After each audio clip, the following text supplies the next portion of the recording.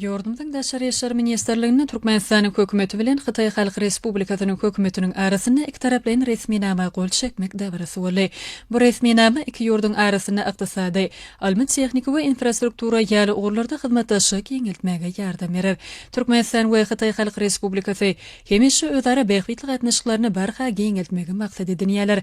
Gol çekmek dabrasynda bular dogrusyna nagtalyp, iki ýurduň arasyndaky hyzmatdaşlygyň birek-birege hormat goýmaga, özara beýgitligi we dostluk gatnaşyklara dayanýandygy, iki döwletiň başlanmarynyň geçirýän ýokary derejeli dowuşuklaryna türkmen Hytaý gatnaşyklarynyň gyzyklanma bildirilýän ähli orlar boýunça ösürmeni möhüm ähmiýet berilýändigi bilinildi. Gol çekilen resmi nama toplanan oňyn tejribeler arşmaga, ykdysadyýetyň üňdewarjy pudaklaryna, ösen innowasion çözgütleriň iş ýüzünde ornaşdyrylmagyny aralyp maksatlaşmaga, şeýlik hem Türkmenistan bilen Hytaý Halk Respublikasynyň arasynda bu gorda özara gatnaşyklary ösürmäge gönükdirilenler.